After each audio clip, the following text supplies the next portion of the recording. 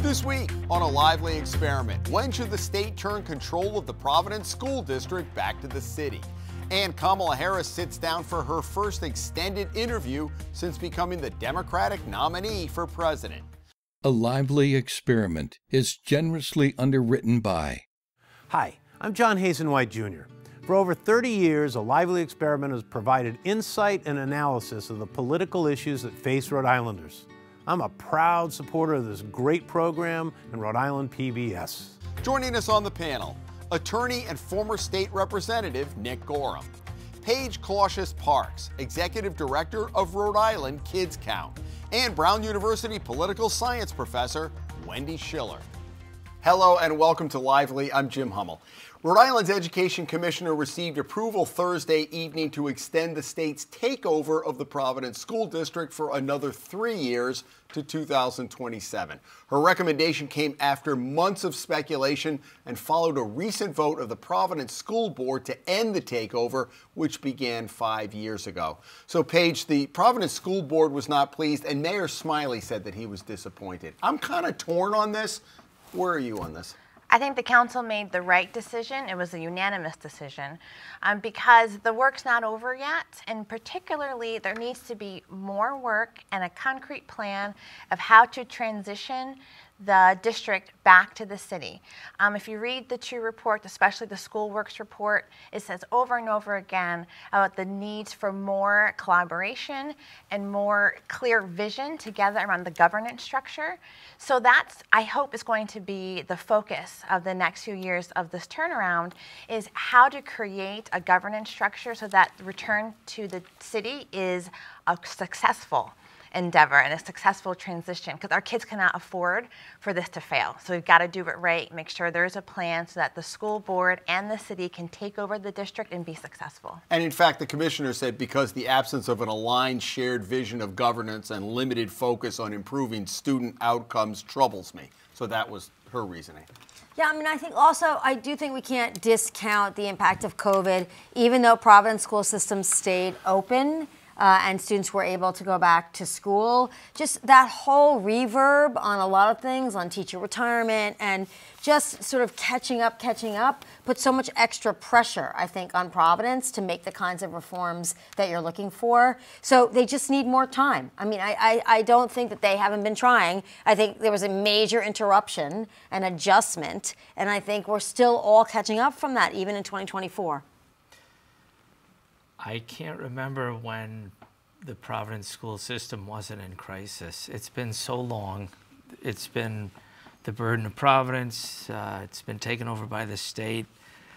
I don't think it's necessarily that there isn't a good plan by the state or the city. I think they do the best they can. I think we really have to look at the type of inducements we offer to bring people here. One of the biggest problems with the Providence school system is many of the kids they don't speak any English. They come here without any education, and that's the burden of Providence to fix all of that. And they can only do so much. I've said this before on this show.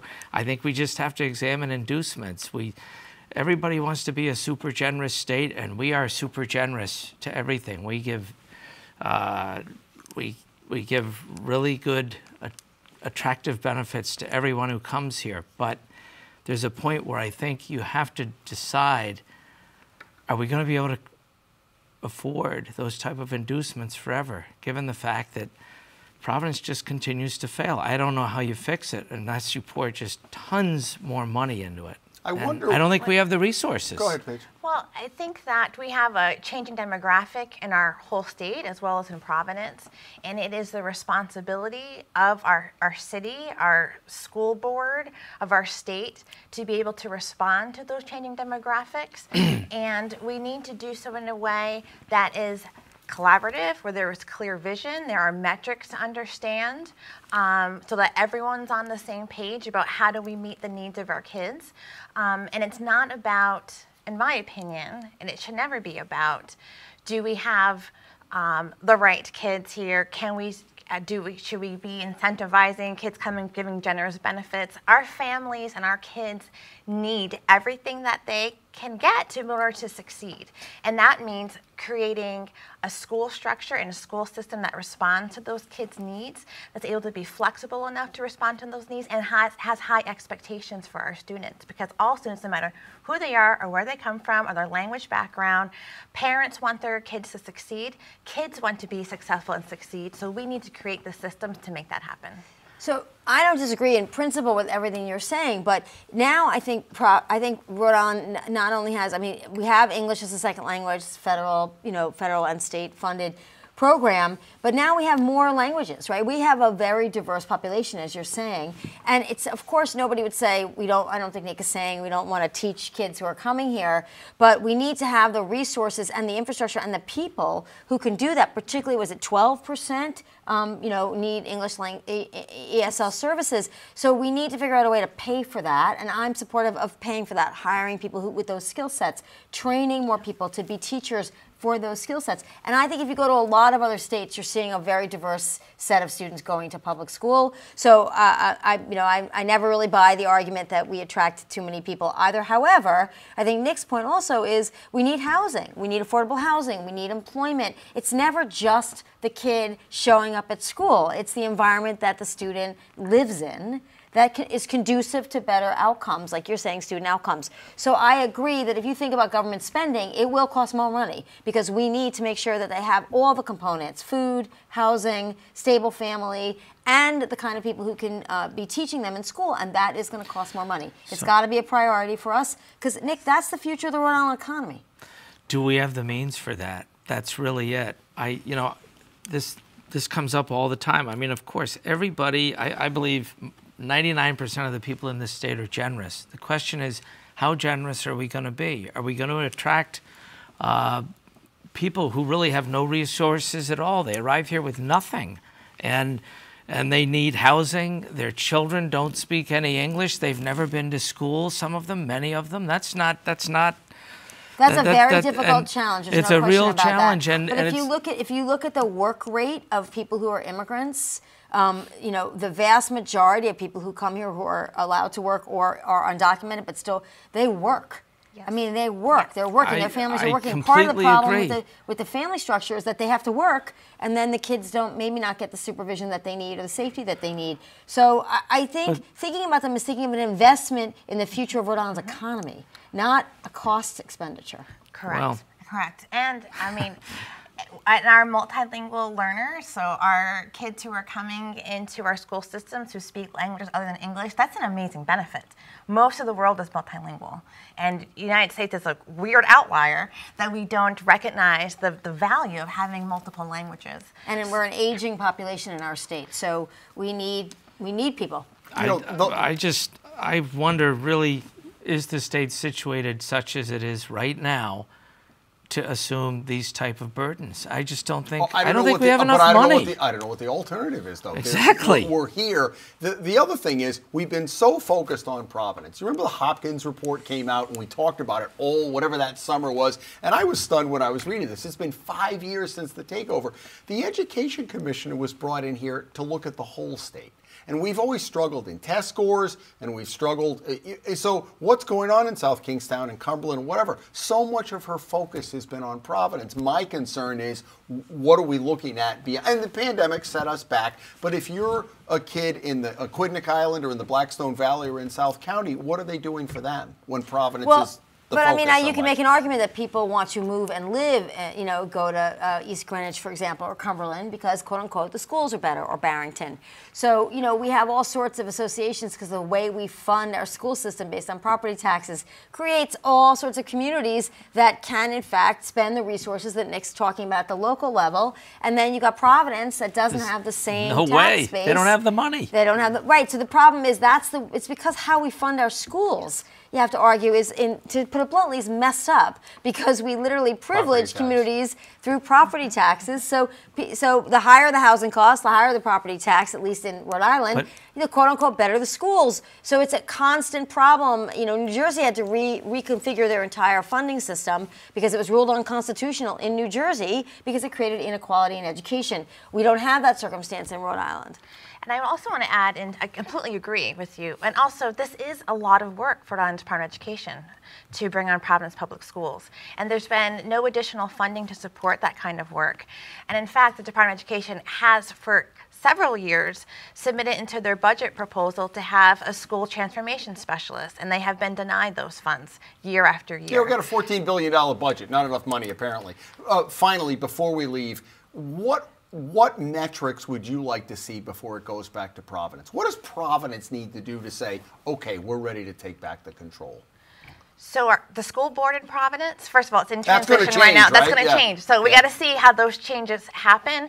And the new folks who are coming in the school board, we need to see a clear, cohesive vision for that school board that works together step by step to take on the schools and be able to be a part of trainings, that learning, that they need to know what's been happening during the transition and transformation, so they're able to take on and understand what has worked well, what hasn't worked well, what are the responsibilities, what's the governance structure they need.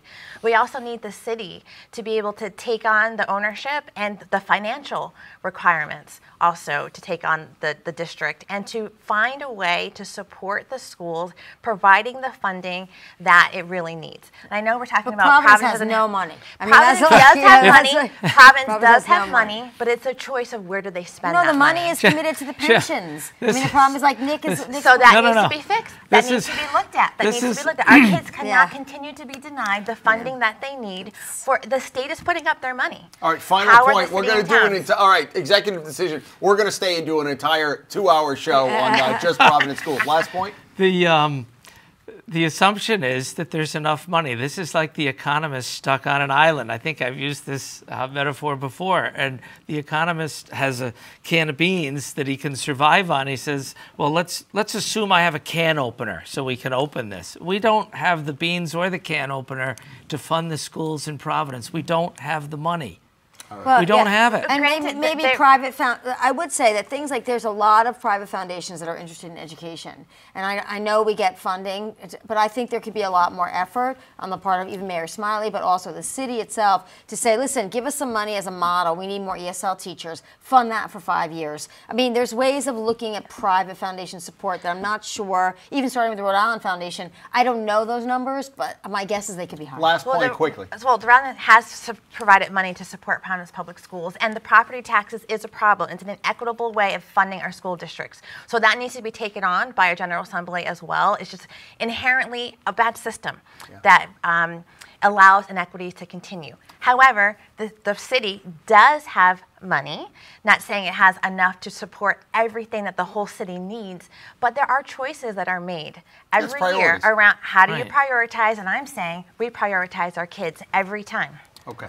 Back to school. Labor Day's right around the corner, and that means hundreds of thousands of college students are hitting the campuses across the country. If you remember last spring, it was very tumultuous. Some graduations were upended because of protests over the Gaza, Palestinians, Israel. Brown University, I'm interested, you know, the administration's had a chance to think about this over the summer. What's the vibe coming back? Well, I mean, we started this week. The freshmen came in, and now the other students are going to move into their dorms. The university is putting, my understanding, new protocols in place.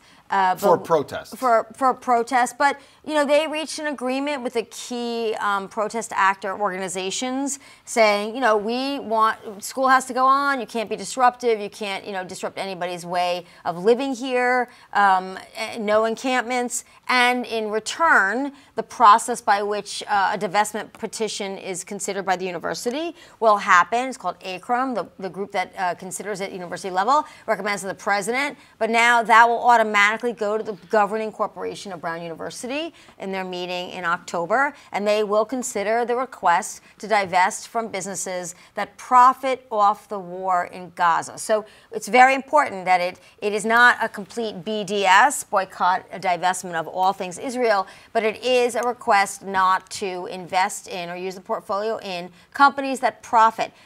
These are very complicated issues. You can argue an Israeli software company may profit from that, but it also supplies the U.S. Defense Department with material. So do we not then work with the U.S. Defense Department? Very complicated issue. But until then, the agreement is you can protest peacefully, don't disrupt classes, freedom of speech, all those things still hold at Brown University. I'm assuming that agreement will hold until October. You wonder where this is going to go nationally, too, though. Well, I think Brown University has done a very good job of avoiding the type of situations that erupted at Columbia and so forth. And I give the president, Paxton, a great deal of credit. It's we were just talking about Providence. Brown is probably the most important presence in all of Providence. Brown and RISD. I think, I'm hoping they have no trouble, no. But there will be protests. There will be protests. But it wasn't there'll be demonstrations. There'll be vigils. There'll be those things. And the president's been quite firm. These are freedom of speech exercises. As long as they do not disrupt other students' life and they do not disrupt classes, then they can continue. Sounds good. Yeah, I think it's I also commend President Paxton and how she has handled this situation. It does tickle me a little bit when I hear about the schools who have created guidelines for when protests can happen. The nature of protests is that it's disruptive, right? Yeah, that's the purpose of it. So no, I don't agree. Protests can be expressive. And they don't have to be disruptive. They can be expressive, and just by means of expressing a voice, you actually make it clear of what the community thinks. So I don't think they always have to be super disruptive. I think there can be demonstrations, and there's different kinds, right, of ways of expressing or challenging certain rules, laws of investments, or different ways of doing that. But in some strategy is disruption for some folks. And some people will do it, and some people will not. And I think the universities are doing their best to make guidelines so that students are able to make a choice as to whether or not they want to engage in certain type of activities. So, and whether those activities... Should Republicans be doing more disruption in Rhode Island? Would that would be, yeah. Is that what we've been missing all these years? Didn't you try that for all those years? How did that go? I had no idea. Should have been more disruptive, Nick. I tried to be disruptive, but that was a long time ago. All right, our weekly conversation on the Constitutional Convention. I've asked each panel that we've had where they have been. Nick, you've been around long enough. It's been up and down on the ballot. We haven't had one since the mid-'80s. The Legislative Commission put out a report. I'm not sure how many people are going to see it. Where are you on holding a Constitutional Convention? Oh, I'm going to vote for it. Absolutely. I think there are many things we can examine and fix. I'm not going to go through all of them, but when you have a majority in the Senate, it's I think it's 33 to 6. No, 33 to 7. No, less than that. It's a small number. It's a small number. Thank you. And the House, similar. It's an overwhelming number. I think there are 9 representatives in the House of 75. The rest are Democrats. If you're the Democrats, you don't see any need to change anything because you've got a good gig going and you're running the whole place. So why have a constitutional convention? I think you're going to see a lot more discussion from Republicans who see the things that the Democrats don't see because they're on the outside. They see the things that need to be reformed.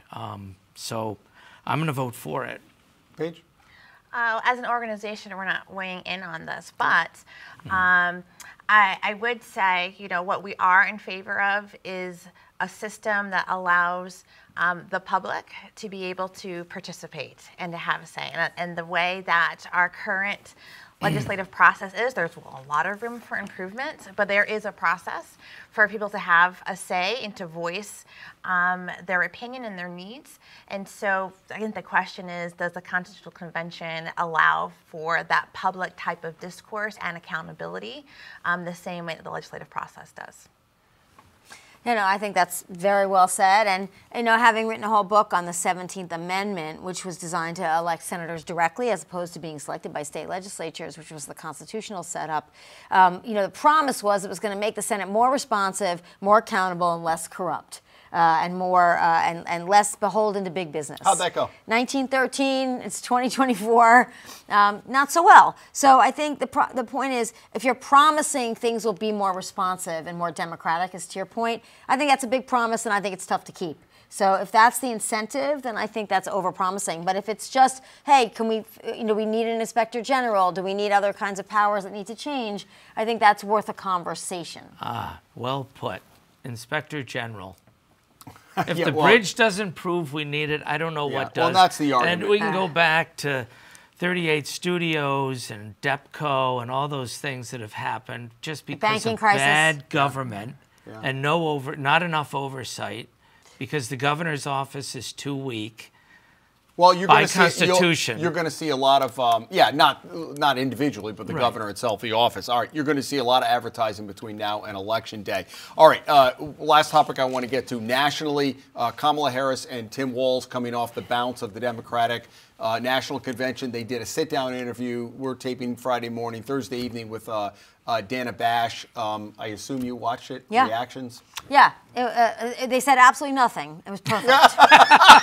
The whole point of if you were consulted, do no harm, right? Do no harm. I thought she was more relaxed than I think we've seen Kamala Harris in many years. And I think that came through, and that's the vibe that she's been sending in the big arena and also in this small interview. I'm under control, right? I'm not going to answer any of your questions with any specificity. But you give me a smile. But I'm going to be approachable. And I think women have a different task. This election is, everyone's like, oh, it's just a polarization and partisan. No. There is a woman running. That is no small thing. There's a woman of color running. No small thing.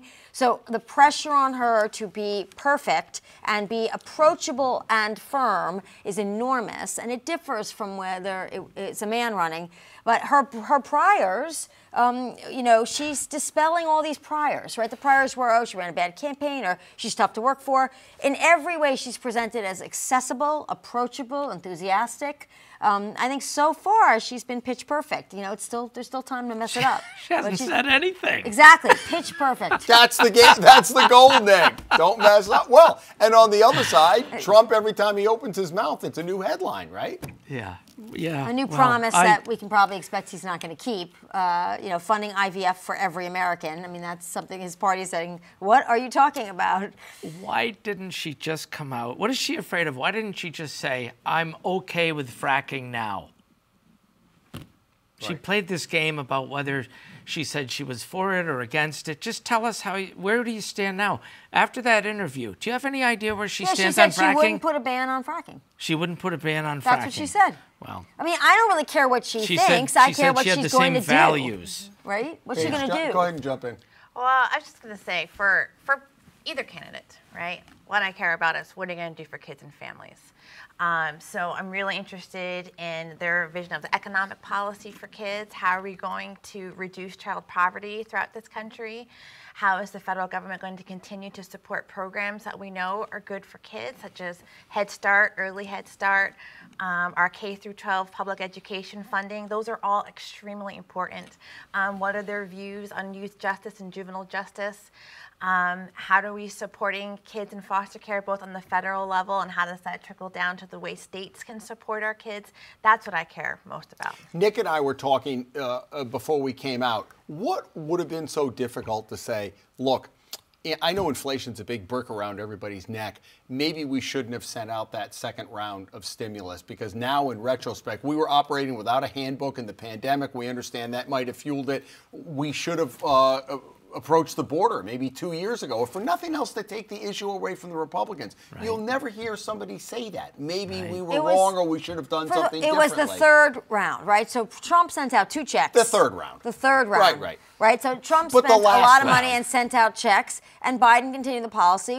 I don't think the checks were the issue. I think what part of the problem was the extension of the subsidy on unemployment. But to acknowledge that was the bigger problem for right, the and job people market. didn't want to work. People didn't want Right. to work. Rhode Island suffered a lot because we couldn't get people to work, over that summer. So there are little things that they did that were expensive that I think we didn't need to do. But I think the checks for families in need that were still rebounding from COVID were probably fine. But the way people want to look forward in a campaign, whether it's Trump or it's Harris or Biden, anybody else, people think, what are you going to do for me next? And if you relitigate what you did before, it's a waste of breath because you only have a little minute of attention span. You want to tell them, what am I going to do next? Come with me. I'm going to take you on a better journey. And right now, the GDP, growth was 3%. Inflation is now 2.6%. It was 7%. I mean, in every way, she can say, we're on a roll. We're doing well now. We're going to do better later. And speaking of children, earned income tax credit. Nick, you tell me, the Republicans blocked the extension of the earned income tax credit, which is the single most effective alleviator of poverty with families with children.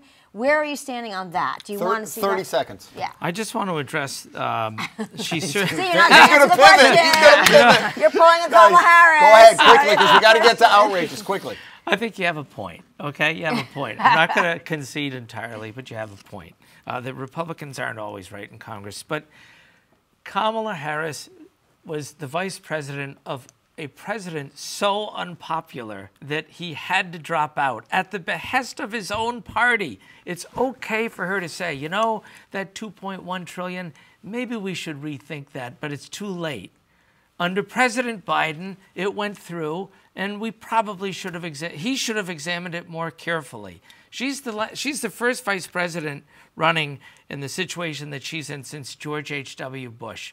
Reagan was popular. Biden is not. Okay, quickly.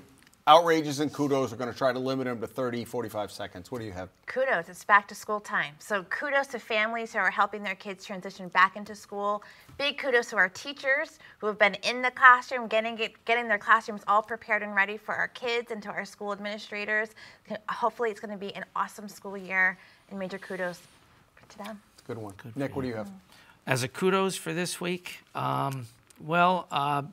just want to compliment the Republicans in the House for trying to get the Inspector General. I talked about this last time. Inspector General, we need it.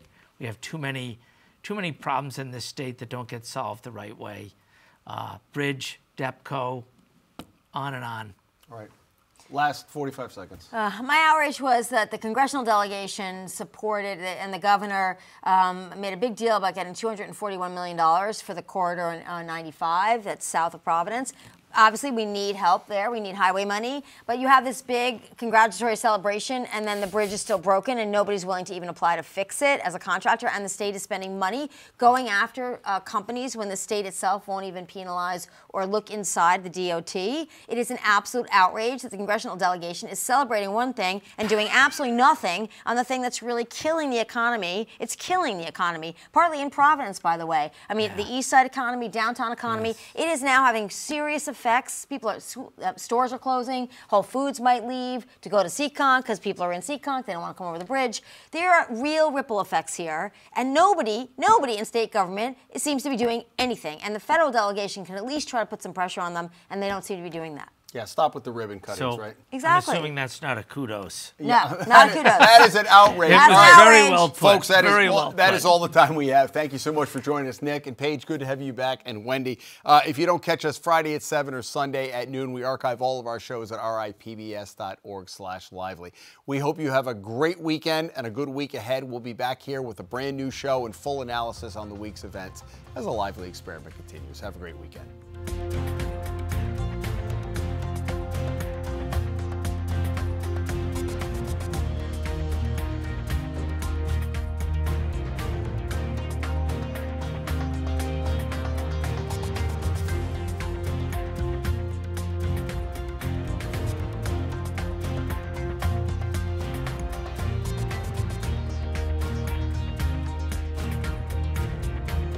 A Lively Experiment is generously underwritten by.